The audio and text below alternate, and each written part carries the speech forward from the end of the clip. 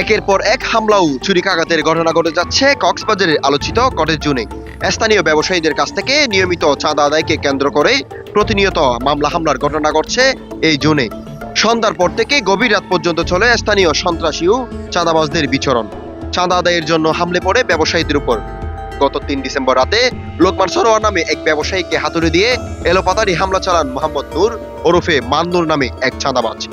Cottage জোনের diamond Angel মোড়ে মায়ের দোহাবাদ ঘরের সামনে ব্যবসায়ী লোকমানের উপর হামলা চালানোর অভিযোগ উঠেছে মাদক সেবনকারী মোহাম্মদ নূরের বিরুদ্ধে।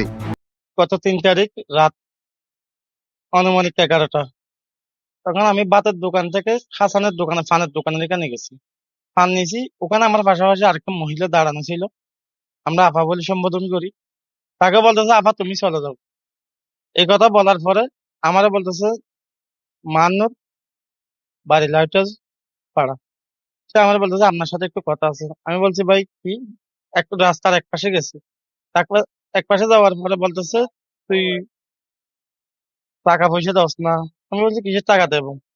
তো তুই হয়তো এখানে ব্যবসা বাণিজ্য করতে গেলে তুই আমার একটু টাকা দে। এখন যদি আমি কিসের টাকা দিবে আপনাকে? তো টাকা না দিলে তোর জীবনের ভয় আছে। ওই কথা বলার সাথে সাথে আর কোনো কথা বলে নাই, আমি নাকি বড় নাকি গুন্ডা হয়ে গেছে। এ কথা বলে সম্বোধন করে সে আমাকে কি করছে, কুমুর থেকে হাতুড়ে বাইর করে 10 সেকেন্ডের মধ্যে সে মনে হয় আমাকে 8টা বাড়ি মারছে। 8টার মধ্যে আমার মাথাটা এভাবে সরাইতে পারছি, 3টা বাড়ি আমার এখানে 2টা, হাতের এখানে একটা, 3টা বাড়ি লাগছে। রাত 11টার দিকে লোকমান সরোয়ারকে হামলার ঘটনাটি ধরা পড়ে সিসিটিভি ক্যামেরায়। দাবিকৃত চাঁদা না দেওয়ায় হাতুড়ি দিয়ে হোটেল ব্যবসায়ী লোকমানকে এলোপাতাড়ি মারধর করা হয় ওই সময়। মাদক সেবনকারী মান্নুরের হামলা চলাকালীন লোকমানের সুর চিৎকারে পাশের ব্যবসায়ীরা এগিয়ে এসে তাকে উদ্ধার করে কক্সবাজার সদর হাসপাতালে ভর্তি করান। হাতুড়ির হামলায় লোকমানের শরীরের বিভিন্ন জায়গায় ভেঙে যায় হাড়। টানা কয়েকদিন হাসপাতালে ভর্তি ছিলেন এই ব্যবসায়ী। আমি সদর হাসপাতালে 3 দিন ভর্তি ছিলাম। তো জানি না গুপ্ত হামলা কিসের জন্য করা হয়েছে, হয়তো আমার জীবনের ভয় আছে। আমি জানি না এখানে ব্যবসা বাণিজ্য করে খাইতে পারবো না, এটা পুরাতন রোহিঙ্গা, এদের কারণে আমরা খাইতে পারবো কিনা ব্যবসা বাণিজ্য করে জানি না। টাকা চাঁদা না দিলে আরো কি পরবর্তী আরো আমাকে মৃত্যুর হুমকি দিয়ে চলে গেছে। সে আগে আমি চিনি না, এমন মুখ থেকে চিনি, তার ভাই একটা আমার কাছে চাকরি করে, সেই সুবাদে আমি তাকে চিনি। সে নাকি সে আগে ব্যবসা বাণিজ্য করতো, এভাবে ব্যবসা করতো, তারপর ট্যুরিজমের ব্যবসা করতো, সেটা জানি।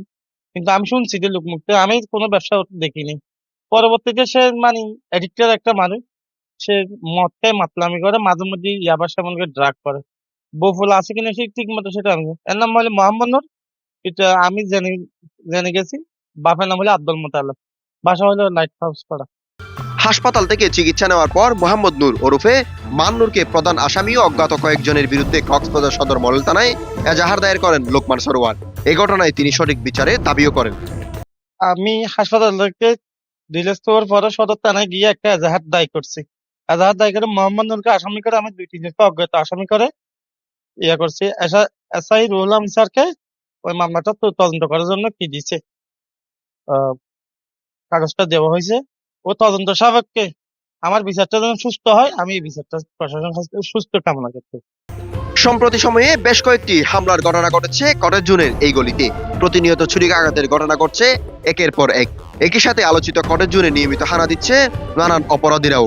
অস্ত্র ও চাকুর বয় দেখিয়ে নিয়মিত তোলা হচ্ছে চাঁদাও। চাঁদা আদায়কে কেন্দ্র করেই প্রতি রাতে ছুরিকাঘাতের ঘটনা ঘটে যাচ্ছে কটেজের ভেতরে বাইরে। News desk, voice all 24, Cox's Bazar.